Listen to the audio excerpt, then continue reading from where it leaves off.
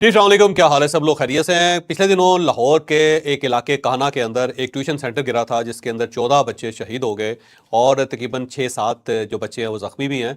बहुत ट्रेजिक किस्म का हादसा था और जब भी इस किस्म की ट्रेजेडी होती है तो एक इंतज़ामिया का एक रिस्पांस होता है और वो रिस्पांस ये होता है कि 5-6 लोग गिरफ्तार कर लिया जाएँ, 5-6 लोगों को इश्तिहारी करार दे दिया जाए और उसके बाद बहुत सारे लोगों के ऊपर इल्ज़ाम लगा के एक एफआईआर काट के उन सबको गिरफ्तार करके उनको छितर मारने शुरू कर दिया जाए। और उसके बाद जो है ये कहा जाए कि जनाब नोटिस ले लिया है चीफ मिनिस्टर साहिबा ने और आइंदा इस टाइप के ट्यूशन सेंटर नहीं बनेंगे। एक हमारा ये रिस्पांस होता है। लेकिन जब हम ये रिस्पांस करते हैं तो जो लोग ट्यूशन सेंटर चला रहे होते हैं उनके बारे में हम कुछ नहीं जानते, ना उनकी जो सूरत हाल है उसके बारे में कोई अंडरस्टैंड करने की कोशिश करते हैं। अब ये जो ट्यूशन सेंटर था उसको जो चलाने वाली खातून थी, एक टीचर थी, उसकी एक वीडियो सामने आई। वो हॉस्पिटल में है, ज़ाहिर है ज़ख्मी है बेचारी, और उसकी वहाँ से एक वीडियो, एक इंटरव्यू जो है वो नशर हुआ है। और इंटरव्यू सुनने के बाद मैंने ये महसूस किया कि ये खातून जो है बहुत बड़ी खातून है, बहुत ही बड़ी खातून है। इसका बहुत बड़ा दिल है कि एक ऐसे रिमोट एरिया के अंदर जहाँ पे कोई ट्यूशन सेंटर नहीं है, जहाँ पे कोई क्वालिटी का स्कूल नहीं है, वहाँ पे पिछले 10 साल से ये खातून जो है एक छोटा सा ट्यूशन सेंटर चला रही है ताकि बच्चे जो हैं वो पढ़ सकें। और ये बच्चों से फीस कितनी वसूल कर रही है? 200 रुपये, 250 रुपये और 300 रुपये। इसने इस फीस के साथ उस ट्यूशन सेंटर जो है उसके ऊपर छत डालने की कोशिश की, जो जाहिर है नालायकी थी इसकी भी और ठेकेदार की भी। उसको अंदाजा नहीं था कि जब नीचे बच्चियां पढ़ रही हों या बच्चे पढ़ रहे हों तो उसके ऊपर छत नहीं डालनी चाहिए, इस दौरान किसी और जगह इनको शिफ्ट कर देना चाहिए, जो जाहिर है इनकी नालायकी है। और अगर ये खातून बदनीयत होती तो खुद वहां पे क्यों नीचे बैठी होती? इसने तो फिर बच्चों को बिठाना था और अपने आप को बाहर रख लेना था, जबकि ये खुद भी उसके अंदर थी और इसके ऊपर भी छत गिरी। तो इसका मतलब ये हुआ कि इसका कसूर नहीं है, इससे बल्कि एक बड़े अच्छे दिल के साथ, एक बहुत बड़े दिल के साथ इसने एक ऐसा काम किया था जो सोसाइटी में हर जगह पे होना चाहिए कि एक क्वालिटी एजुकेशन या सिर्फ एजुकेशन बहुत थोड़े पैसे में, ताकि बच्चे जो है पढ़ सकें। और इसके जो बच्चे हैं उनमें से कई मैट्रिक कर गए हैं, कई एफए कर गए हैं, कई बीए कर गए हैं और वो जिंदगी के अंदर कामयाब हैं। अब अगर ये ट्यूशन सेंटर भी यहाँ पे ना होता तो हो सकता है ये सारे बच्चे हयात होते, जिंदा होते, लेकिन इनके पास तालीम ना होते।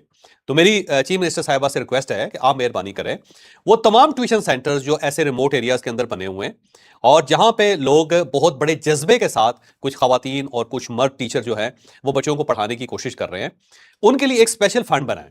और ये जो स्पेशल फंड है ये एजुकेशन के अंदर से होना चाहिए। और ऐसे ट्यूशन सेंटर जहां ये महसूस किया जाए कि वो बहुत ज़्यादा हालात ख़राब हैं, बिल्डिंग अच्छी नहीं है और बहुत थोड़ी फीस लेके खवातीन और हजरात जो हैं वहाँ पे तालीम दे रहे हैं, तो उन ट्यूशन सेंटर्स की हालत बेहतर कर दी जाए, उनको ज़रा बेटर उनकी तामीर कर दी जाए। अगर उनके पास जगह है तो उसको कवर करके, उसको अच्छा बना के, महफूज बना के, ताकि वहाँ पे आसानी से उन बच्चों को पढ़ाया जा सके जो ज़ाहिर है स्कूल के अंदर जिनको क्वालिटी एजुकेशन नहीं मिलती। वहाँ पे एक वॉशरूम बना दिया जाए, वहाँ पे पानी का बंदोबस्त कर दिया जाए, वहाँ पे पंखे का बंदोबस्त कर दिया जाए।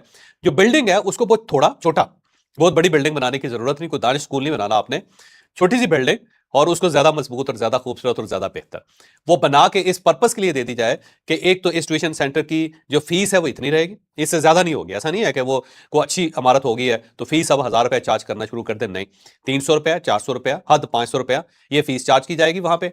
और बिल्डिंग जो होगी वो गवर्नमेंट प्रोवाइड करेगी और टीचर जो होगा वो अपना खुद काम करेगा और अपनी तनख्वाहों का बंदोबस्त भी करेगा और बच्चों को क्वालिटी एजुकेशन भी देगा। पहली बात तो यह है कि इस खातून से हमें हमदर्दी होनी चाहिए जो पिछले 10 साल से एक ऐसे इलाके के अंदर एक छोटा सा ट्यूशन सेंटर चला रही थी जहां पे बच्चों के लिए तालीम की फैसिलिटी नहीं थी। दूसरी, इस एक सानहे से, इस एक वाक़े से चीफ मिनिस्टर साहिबा को चाहिए कि वो एक पूरा डिपार्टमेंट बना दे और पंजाब के अंदर ऐसे ट्यूशन सेंटर जो बहुत कम फीस चार्ज कर रहे हैं और उनके पास कोई बेहतर अकोमोडेशन नहीं है या बेहतर जगह नहीं है जहां पे वो बच्चों को तालीम दे सकते हैं, तो वहां पे एक बाकायदा फंड के जरिए इनके जो ट्यूशन सेंटर है उनको पक्का कर दिया जाए या उनको बेहतर बना दिया जाए। इससे तालीम का भी फायदा हो जाएगा और ये जो टीचर्स हैं इस टाइप के, इनका घर भी चलता रहेगा, इनका खर्चा भी चलता रहेगा। तो ये एक अच्छा ऑप्शन है, मेरा ख्याल है इसे अडॉप्ट करने में कोई हर्ज नहीं है, बजाय इसके कि आप पूरे पंजाब के ट्यूशन सेंटर्स बंद करके बैठ जाएं।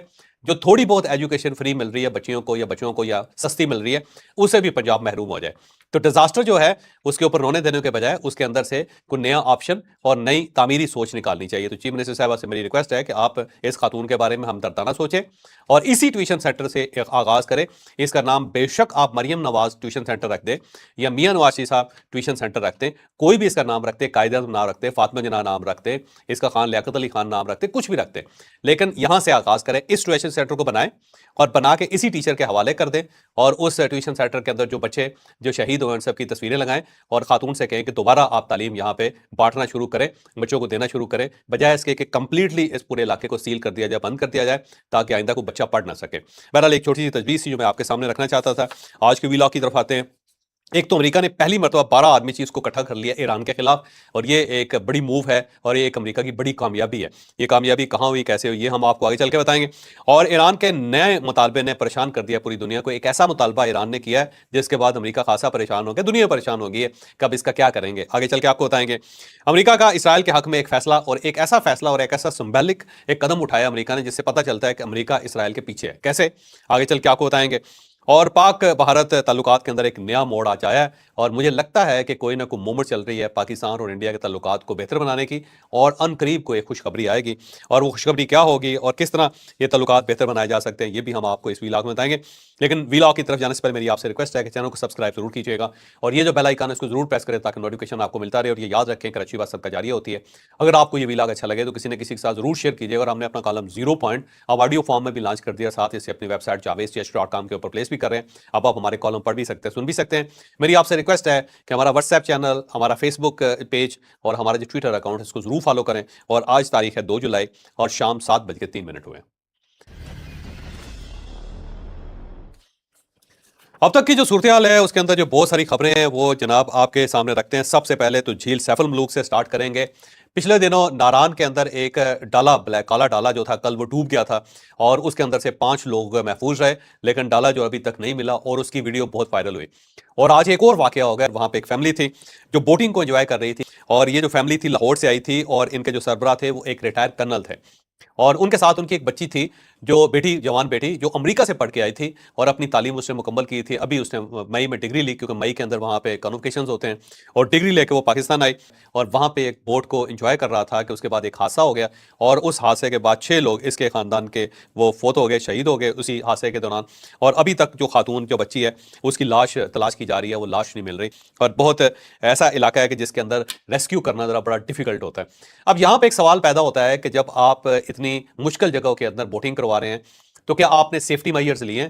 یہی پاکستان کا سب سے بڑا مسئلہ ہے کہ یہاں پہ پیرا گلائڈنگ سٹارٹ ہو جاتی ہے، یہاں پہ پیرا سیلنگ سٹارٹ ہو جاتی ہے، یہاں پہ بوٹنگ ہوتی ہے گہری گہری جھیلوں کے اندر، لیکن جو سیفٹی ہے اس کو انشور نہیں کیا جاتا، کچھ قطن انشور نہیں کیا جاتا۔ ہونا تو یہ چاہیے کہ پراپر جو ہے بلٹ پروف جیکٹس ہونی چاہیے، بلٹ پروف میں معذرت چاہتا ہوں، کہہ رہا ہوں واٹر پروف، یا ایسی جیکٹس جو آپ کو ڈوبنے سے بچاتی ہیں، وہ ہوتی ہیں آپ کو پتہ ہے، تو وہ آپ کے پاس ہونی چاہیے، اور اس کے بغیر کوئی بوٹ جو ہے وہاں پہ نہیں جانی چاہیے۔ اس کے ساتھ ساتھ جو ایک ریسکیو بوٹ ہے وہاں پہ ہر وقت تیار رہنی چاہیے، اور غوطہ خور بھی تیار رہنے چاہیے کہ تاکہ کوئی بھی حادثہ ہو جائے تو امیڈیٹلی وہ وہاں پہ پہنچ سکیں اور پہنچ کے ریسکیو کر سکیں۔ اور اگر آپ کے پاس یہ بندوبست نہیں ہے تو پھر کوئی کشتی کسی جگہ پہ کسی پانی میں نہیں جانی چاہیے۔ دوسرا، یہ دریائے کنہار جو ہے یا پھر سوات کی جو سائڈ ہے، وہاں پہ دریاؤں کے اندر، جھیلوں کے اندر لوگ ڈوبتے رہتے ہیں، وہاں پہ نوٹیفیکیشن لگانا چاہیے، اور جو شخص بھی پانی کے اندر جائے اس کو بھاری جرمانہ ہونا چاہیے، کم از کم 50,000 جرمانہ رکھیں آپ، اور وہاں پہ آپ کیمرے لگائیں، جو بھی گاڑی اس طرف جائے، جو بھی بندہ اس کے اندر جانے کی کوشش کرے، 50,000 کم از کم اس کو جرمانہ ٹھکنا چاہیے، اس سے جا کے لوگ رکیں گے، ورنہ یہ حادثے جو ہے نا بڑھتے چلے جائیں گے، اور ہر سال اس قسم کے حادثے ہوتے ہیں۔ اسٹیٹ کو اب آنکھیں کھول لینی چاہیے، اگر ہم آنکھیں نہیں کھولیں گے تو اس ٹائپ کے حادثے، اس ٹائپ کے جو واقعات ہیں وہ مسلسل ہوتے رہیں گے۔ اس کے ساتھ ساتھ جناب قطر کے اندر جو مذاکرات ہو رہے تھے امریکہ اور ایران کے درمیان، وہاں سے 2 خبریں آئیں۔ ایک خبر تو یہ ہے کہ قطر کی گورنمنٹ نے ڈکلیئر کیا ہے کہ مذاکرات بالواسطہ ہو رہے تھے، اور بالواسطہ کیسے ہو رہے تھے کہ ہمارے ذریعے اور پاکستان کے ذریعے، انہوں نے پاکستان کا نام بھی لکھا کہ قطر اور پاکستان کے ثالث جو ہیں ان کے ذریعے ایران اور امریکہ کے درمیان مذاکرات ہو رہے تھے، لیکن اب وہ جو مذاکرات ہیں وہ تعطل کا شکار ہو گئے، یہ قطر نے ڈکلیئر کیا پراپر۔ اور اس ڈیکلیریشن میں انہوں نے لکھا ہے کہ ایران نے کہا ہے کہ جب تک آیت اللہ علی خامنائی شہید جو ہیں ان کی آخری رسومات نہیں ہوتی اس وقت تک ہم مذاکرات نہیں کریں گے، اب ہم دوبارہ آئیں گے آخری رسومات ادا کرنے کے بعد، پھر یہاں پہ مذاکرات ہوں گے۔ اب اس کے اندر 2 کیچ ہیں جو آپ کے سامنے میں رکھنا چاہتا ہوں۔ پہلا کیچ تو یہ ہے کہ جو آیت اللہ علی خامنائی صاحب جو ہیں ان کا جنازہ بہت بڑا ہونے والا ہے، اس کے اندر تقریباً 2 کروڑ لوگوں کے بارے میں سوچا جا رہا ہے کہ 2 کروڑ لوگ اس کے اندر پارٹیسپیٹ کریں گے، مسلم دنیا سے بھی بہت سارے لوگ آئیں گے، ہیڈ آف سٹیٹس آئیں گے، اور ان کی آخری رسومات جو ہیں ان کو ادا کریں گے۔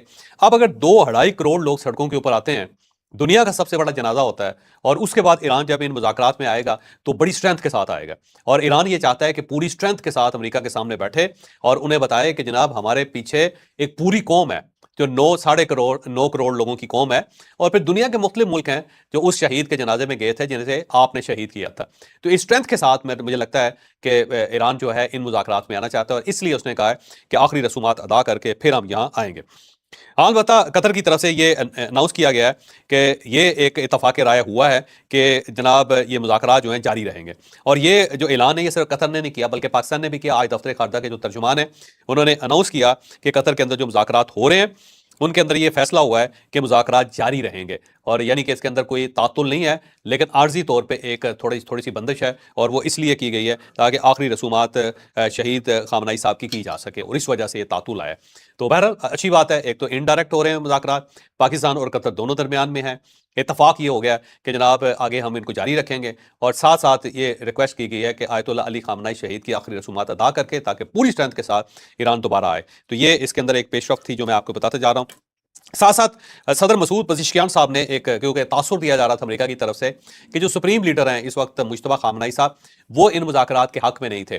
तो उसके बारे में सदर पज़ेश्कियान साहब ने फरमाया कि अगर सुप्रीम लीडर हमें हुक्म ना करते तो हमने कभी ये मुज़ाकरात नहीं करने थे। अगर ये मुज़ाकरात हो रहे हैं, जेनेवा के अंदर एक एग्रीमेंट हुआ है, उससे पहले पाकिस्तान के अंदर एग्रीमेंट हुआ है और अब अगर मुज़ाकरात का सिलसिला चल रहा है तो इसका मतलब ये है कि सुप्रीम लीडर का ये हुक्म था और उनकी रज़ामंदी से हो रहा है और अगर उनकी रज़ामंदी ना होती तो हम कभी ये मुज़ाकरात कर ही नहीं सकते थे। तो ये तासुर जो है उन्होंने ज़ाहिर कर दिया मुकम्मल तौर पे। इसके साथ-साथ कालीबाफ साहब से रिलेटेड 2 खबरें हैं। एक तो बाकर कालीबाफ साहब ने ये कहा है कि जनाब एक तो हमें $6 अरब मिल रहे हैं और ये उन्होंने एक इंटरव्यू किया, उस इंटरव्यू में वो नाराज़ भी हो गए एंकर से। तो उन्होंने कहा जी एक तो हमें जब हम स्विट्ज़रलैंड गए तो वहाँ पे ये तय हो गया कि $6 बिलियन हमें मिल रहे हैं और वहाँ पे हमारा एग्रीमेंट हो गया कि $6 बिलियन हम आपको रिलीज़ कर रहे हैं। दूसरा उन्होंने कहा जी कि जिन इलाकों के ऊपर बमबारी हुई और ये वो इलाके हैं जहाँ पे इनके एटमी रिएक्टर थे, तो वो इलाके जहाँ पे एटमी रिएक्टर हैं, हमारी जोहरी तनसीबात हैं, उसके ऊपर बमबारी हुई है और अमेरिका ये कह रहा है कि इसके अंदर जो इंटरनेशनल तवानाई की जो ऑर्गेनाइजेशन है IAEA, उसके एक्सपर्ट जो हैं उनको जाने की इजाज़त दी जाए, तो उन्होंने कहा जी बिल्कुल इजाज़त नहीं मिल रही। वहाँ पे जो हमारी जोहरी साइट्स हैं, वहाँ पे हम किसी इंटरनेशनल इंस्पेक्टर को कदम भी नहीं रखने देंगे। उन्होंने कहा जी ये तो आप ज़हन में रखें। फिर जब वो सवाल करना शुरू किया एंकर ने, ट्रंप के अल्फाज दोहराने शुरू किए, तो उसने कहा जी एक तो आप हमारे लिए सफारतकारी नहीं करते यानी मीडिया, और दूसरा ना आप जंग लड़ते हैं, या हमारे साथ जंग लड़ें या आप सफारतकारी करें, ये दोनों सेक्टर में आप हैं नहीं। और ट्रंप के जो अल्फाज हैं वो दोहरा रहे हैं, तो मेरी आपसे रिक्वेस्ट है कि ये अल्फाज दोहराना बंद करें ताकि आवाम पुरसकून रह सकें। आपकी वजह से आवाम जो है वो बड़े डिस्टर्ब हैं। तो ये उन्होंने अल्फाज कह के चुप करा दिया एंकर को और उनका ख्याल ये था कि एंकर जो है वो डिस्टर्ब कर रहा है लोगों को और ये डिस्टर्बेंस जो है वो नहीं होनी चाहिए। तो ये उन्होंने कहा। तो बाकी दिवाकर कालीबाफ साहब का जो कुछ है उन्होंने एक तो कहा कि कोई मुआयना नहीं हो रहा, कोई इंस्पेक्टर वहाँ पे नहीं जाएगा, और दूसरा ये है कि $6 बिलियन तो हमें मिलेंगे, जो मैं आपको बार-बार कह रहा हूँ कि अनकरीब $6 बिलियन जो हैं वो ईरान को मिलने वाले हैं और ये मिलेंगे कतर से। अगर अमेरिकन राज़ी नहीं होते तो कतर ने खुद ही रिलीज़ कर देने। $3 बिलियन मुझे लगा कतर दे देगा, $3 बिलियन सऊदी अरब दे देगा ताकि ये क्यास और कन्फ्यूजन खत्म हो। इसके साथ-साथ जनाब बहीरा अरब के अंदर एक अमरीकी हेलीकॉप्टर है, वो गिर गया। उसने क्रैश लैंडिंग करने की कोशिश की, लेकिन उसके साथ ही वो तबाह हो गया और जब वो तबाह हुआ तो उसके 3 जो एहलकार थे वो ज़ख्मी हो गए हैं और एक जो अमेरिकन सर्विसमैन है, सर्विस मेंबर है, वो मिसिंग है। वो उसके बारे में ये कहा जा सकता है कि वो दुनिया से रुखसत हो गया। तो ये एक बड़ा सेटबैक है। रोज़ाना की बुनियाद पे कोई ना कोई हेलीकॉप्टर, कोई ना कोई जहाज़ उसको हादसा हो रहा है इस सारे रीजन के अंदर। अमेरिकन इस बात पे बड़े परेशान हैं कि हेलीकॉप्टर ठीक उड़ता है और उसके बाद वो गिर जाता है। शायद उसे हैक करने की कोशिश की जा रही है या फिर उसके सिग्नल सीज किए जा रहे हैं। तो इसके ऊपर अमेरिका ने अब सोचना शुरू कर दिया कि कहीं गड़बड़ तो नहीं हो रही, सबोटाज तो नहीं किया जा रहा। ये वहाँ पे जो एक जॉर्ज बुश बेरी बेड़ा था, ये उसका हेलीकॉप्टर था और ये वहाँ पे फ्लाई कर रहा था और अचानक उसके अंदर गड़बड़ हुई और उसके बाद उसने क्रैश लैंडिंग की और उसके बाद गिर गया, तबाह हो गया और उसके अंदर 3 लोग जख्मी हो गए और एक जो है लापता है अभी तक। अब देखते हैं जिसका क्या निकलता है।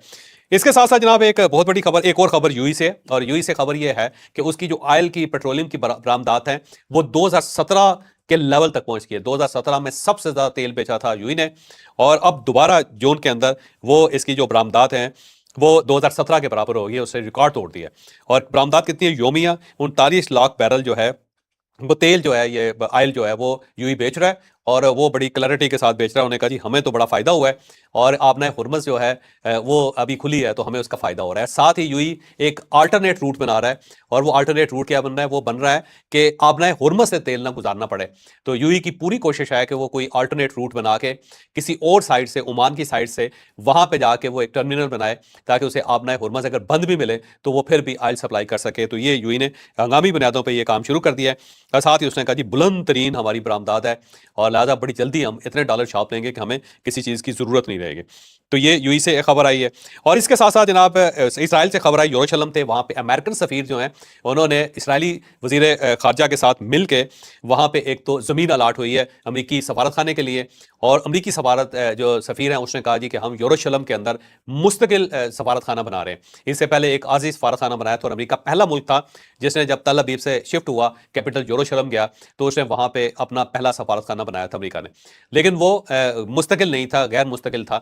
اور اب وہاں پہ انہوں نے مستقل بلڈنگ بنانے کا فیصلہ کر لیا ہے، اور پراپر ایک ان کا ایگریمنٹ ہوا ہے، اور اس کے لیے اسرائیلی گورنمنٹ نے زمین الاٹ کی امریکہ کو. اور امریکن جو سفیر ہیں انہوں نے وہ ڈاکومنٹ لہرایا، اور ساتھ ان کے جو امریکی اسرائیلی وزیر خارجہ وہ بھی وہاں پہ کھڑے ہیں، اور انہوں نے کہا جی کہ ہم یہاں پہ سفارت خانہ بنا رہے ہیں.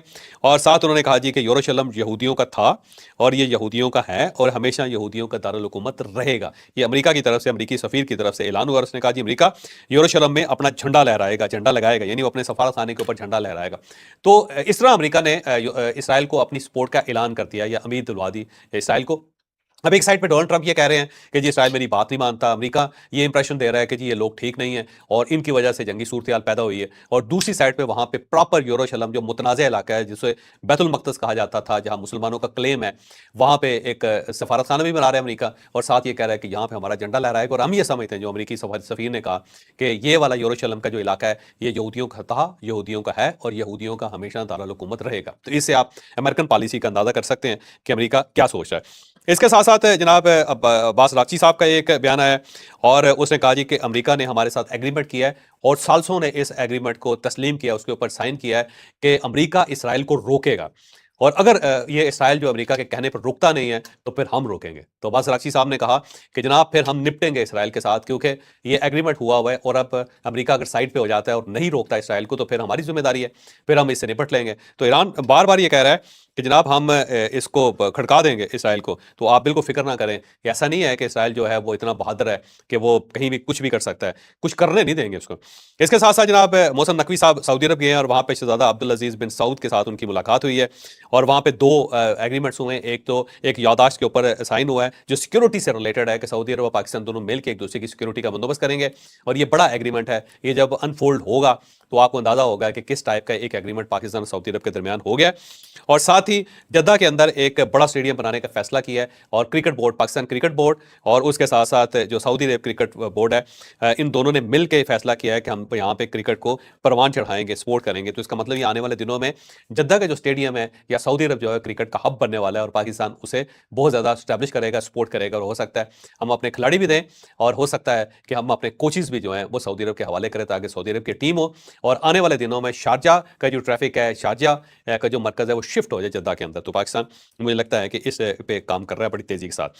اس کے ساتھ ساتھ جناب پاکستان کے مختلف شہروں کے اندر پچھلے 48 گھنٹوں کے اندر بہت آندھی طوفان بارش آئی، جس میں 11 افراد جو ہیں وہ ہلاک ہو گئے ہیں، اور 38 گھر جو ہے وہ تباہ ہو گیا، 19 لوگ جو زخمی ہوئے ہیں. پاکستان کی ٹریجڈی یہی ہے کہ یہاں پہ اگر بارش نہیں ہوتی تو لوگ گرمیوں سے مرتے ہیں، اور جب بارش ہو جاتی ہے تو پھر ڈوب کے مرتے ہیں. تو ہمارے پاس آپشن دو ہی ہوتے ہیں، یا خشکی سے مریں یا پھر ہم ڈوب کے مریں. اب اس سے پہلے کیونکہ گرمی سے مرنے کا سیزن ختم ہو گیا، اب مونسون سٹارٹ ہو گیا، اب آپ کو روزانہ یہ خبر ملے گی کہ فلاں علاقے میں سیلاب آ گیا، فلاں علاقے میں بلڈنگ گر گئی، فلاں علاقے میں پانی آ گیا، فلاں علاقے میں کاریں بہہ گئیں، اور فلاں جگہ پہ اتنے لوگ ڈوب کے مر گئے. تو اللہ رحم کرے، یہ ہر سال کا فینامنا ہے، اور ہم اس کا کوئی پرماننٹ حل نہیں نکال رہے. ایک سائڈ پہ پانی کی کمی ہے، اور دوسری سائڈ پہ پانی جو ہے نا سب کچھ بہا کے لے جاتا ہے. اس کا مطلب یہ ہوا کہ ہماری تھنکنگ جو ہے اس کے پروسیس کے اندر کوئی فالٹ ہے، ہم اپنا پلان نہیں کر پا رہے. تو میرا خیال ہے گورنمنٹ کو اب اس کو پلان کر لینا چاہیے. ایک سائڈ پہ ہم انڈیا کو دھمکی دے رہے ہیں کہ اگر تم نے ہمارا پانی روکا تو ہم تمہیں عبرت کی نشانی بنا دیں گے، دوسری سائڈ پہ جو پانی آ رہا ہے وہ ہمیں بہا کے لے کے جا رہا ہے. عجیب سی بات ہے، کوئی خدا خوفی کرنی چاہیے، ایک کنسنسس ڈیولپ ہونا چاہیے، کم از کم واٹر کے اوپر تو ہو جائے تاکہ مسئلہ تو ختم ہو، یہ خشک سالی بھی ختم ہو، اور سیلابوں کا سلسلہ جو ہے نا اس کو بھی یہاں روکا جا سکے. اس کے ساتھ ساتھ جناب انڈیا کا ایک اور ٹی وی ہے، سن ٹی وی ہے، اور اس کو بھی ہیک کر لیا کسی نے، اور ہیک کرنے کے بعد اس نے پاکستان کا پرچم لگا دیا اس کے اوپر، اور پاکستان زندہ باد کے نعرے اس کے اوپر لکھ دیے گئے ہیں، اور اچانک ان کی نشریات رک گئی ہیں، اور اس کے بعد وہ بیچارے اس کو ریکور کرنے کی کوشش کر رہے ہیں، لیکن ابھی تک وہ ریکور نہیں ہو سکا. کسی نے براڈ کاسٹ مینجمنٹ پورٹل جو ہے اس کے اندر گھس کے یہ سب کچھ کر دیا. اس کے ساتھ ساتھ جو 1800 ان کی ڈومین سسٹمز ہیں ان کو بھی ہیک کر لیا گیا انڈیا کے اندر. تو 1800 ڈومین سسٹمز ہیک ہو گئے، اور ساتھ ساتھ سن ٹی وی جو ہے نا اس کو بھی مکمل طور پہ ہیک کر لیا گیا. اس کی تمام جو چینلز ہیں اور جو تمام اس کے پیجز ہیں اس کے اوپر کسی کا قبضہ ہو گیا، وہاں پہ پاکستان کا جھنڈا لگا ہوا ہے. انڈیا والوں ہو کیا رہا ہے؟ آپ تو آئی ٹی میں بہت آگے ہیں، اتنے آگے ہیں کہ آپ کو سمجھ نہیں آ رہی کہ کس طرح روکا جا سکے پاکستان کو. یہ نوجوان ہمارے بڑے چلاک ہیں, یہ کچھ نہ کچھ کرتے رہتے ہیں. تو میرا خیال یہ ہے کہ کچھ نہ کچھ تو اب آپ کو بھی کرنا چاہیے. اور آج کی سب سے بڑی خبر یہ ہے کہ امریکہ نے بحرین کے اندر 12 ملکوں کے جو آرمی چیف ہیں ان کو اکٹھا کر لیا ہے, اور یہ بیسیکلی آبنائے ہرمز کے اوپر ہے کہ آبنائے ہرمز پہ کوئی ٹیکس نہیں لگانا چاہیے, اور اگر ٹیکس لگے گا تو 12 ملک مل کے ریزسٹ کریں گے اس کو. اور یہ بڑی پیش رفت ہے, اس کا مطلب امریکہ کامیاب ہو گیا. اور یہ جو 12 ملکوں کے آرمی چیف اس وقت بحرین کے اندر بیٹھے ہوئے ہیں, ان کا تعلق بحرین سے ہے, قطر سے ہے, عمان سے ہے, مصر سے ہے, جارڈن سے ہے, کویت سے ہے, لیبنان سے ہے, عمان سے ہے, شام سے ہے, یو ای سے اور یمن سے ہے. یہ وہ ملک ہیں جو اس آبنائے ہرمز کی ٹریفک کی وجہ سے پریشان بھی ہیں اور مسائل کا شکار بھی ہیں. تو امریکہ پہلا سٹروک کھیلنے میں کامیاب ہو گیا. اس نے 12 ملکوں کو اکٹھا کر لیا اور ان کے آرمی چیف وہاں پہ بیٹھ کے ایک سیکیورٹی ارینجمنٹ کر رہے ہیں کہ جناب آبنائے ہرمز کے اوپر ہم نے قابو کیسے پانا ہے, اور اگر وہاں پہ کوئی ٹیکس لگتا ہے یا سروسز چارجز وصول کیے جاتے ہیں تو ہم نے کیسے ڈائیورٹ کرنا ہے, کیسے اسے بچنا ہے. تو یہ امریکہ نے ایک بڑی پیش رفت کی. اب دیکھتے ہیں آنے والے دنوں میں اس کا کیا نتیجہ نکلتا ہے. اور آخری خبر یہ ہے کہ پاکستان اور انڈیا کی 100 ممتاز شخصیات جو ہیں 100 ممتاز شخصیات نے ایک خط لکھا ہے, اور یہ خط میاں شہباز شریف صاحب پرائم منسٹر پاکستان اور Narendra Modi prime minister of India کو لکھا ہے, اور اس کے اندر یہ درخواست کی ہے کہ دونوں ملکوں کے درمیان مذاکرات ہونے چاہیے, دونوں ملکوں کے درمیان سفارتی تعلقات ہونے چاہیے, دونوں ملکوں کے درمیان تجارت کھلنی چاہیے, اور دونوں ملکوں کے درمیان جو عوامی رابطے ہیں وہ استوار ہونے چاہیے. یہ خط کل لکھا گیا ہے, 30 جون کو لکھا گیا ہے, اور آج یہ سامنے آیا. اور اس کے اندر سابق سفارتکار ہیں, سیاستدان ہیں, صحافی ہیں اور ماہرین ہیں, اور اس کے ساتھ ساتھ سماجی کارکن ہیں, اور یہ سب لوگ ہیں. ان سب نے کہا ہے کہ جی ہمیں مل کے کوئی درمیان کا راستہ نکالنا چاہیے. پاکستان سے اس میں خورشید احمد قصوری صاحب ہیں, اشرف جہانگیر قاضی صاحب ہیں, ہود بھائی ہیں, بینا سرور ہیں, شیما کرمانی ہے, فرت اللہ بابر ہے, سلیمہ ہاشمی ہے. یہ وہ شخصیات ہیں, اور ان سے اور بھی شخصیات ہیں پاکستان کے اندر جو بڑی ماڈرن سمجھی جاتی ہیں اور درمیان کا راستہ نکالتے ہیں, جو پڑھے لکھے لوگ ہیں. اسی طرح جو انڈیا ہے وہاں پہ را کے جو سابق چیف ہیں, اے ایس دلت ہیں, پھر فاروق عبداللہ ہے جو کشمیری ہیں ظاہر ہے, محبوبہ مفتی ہیں یہ بھی کشمیری ہیں, پھر عمر فاروق صاحب ہیں یہ بھی وہ ہیں کشمیری ہیں, پھر منی شنکر ہے یہ ان کے سابق سفارتکار ہیں. اور ان سب نے خط لکھ کے درخواست کی ہے جی کہ یہ جو ہم آپس میں فسادات کر رہے ہیں, لڑ پھڑ رہے ہیں, اس کا کوئی فائدہ نہیں ہے, مذاکرات ہونے چاہیے. یہاں پہ کیچ ہے جو میں آپ کے سامنے رکھتا جا رہا ہوں, اور بار بار میں آپ سے ایک چیز بتا رہا ہوں کہ ان قریب انڈیا اور پاکستان کے مذاکرات ہونے والے ہیں. جو بیک ڈور ڈپلومیسی ہے وہ چل رہی ہے, ٹریک 2 اور ٹریک 1.5 چل رہا ہے, اور اس کی تردید کسی سائڈ سے نہیں آئی, گورنمنٹ کے کسی ادارے نے کوئی تردید نہیں کی. تو یہ چل رہا ہے, اور ان قریب آپ دیکھیے گا کہ سیٹلمنٹ ہوگی. اور سیٹلمنٹ کیا ہوگی, ایک تو جو سندھ طاس معاہدہ ہے وہ دوبارہ ریسٹور ہو جائے گا اور انڈیا کی طرف سے انیشیٹو لیا جائے گا, اور اس کے بعد پاکستان اپنی فضائی حدود جو ہے وہ انڈین ایئر لائنس کے لیے کھول دے گا. تو یہ ساری چیزیں اس طرف بڑھتی ہوئی نظر آ رہی ہیں. ان قریب پاکستان اور انڈیا کے مذاکرات ہو رہے ہیں, اور پاکستان فضائی حدود کھول رہا ہے, اور انڈیا جو ہے وہ سندھ طاس معاہدے کو دوبارہ ریسٹور کر رہا ہے. اجازت دیں اگلے ویلاگ میں ملاقات ہوگی. پاکستان زندہ باد.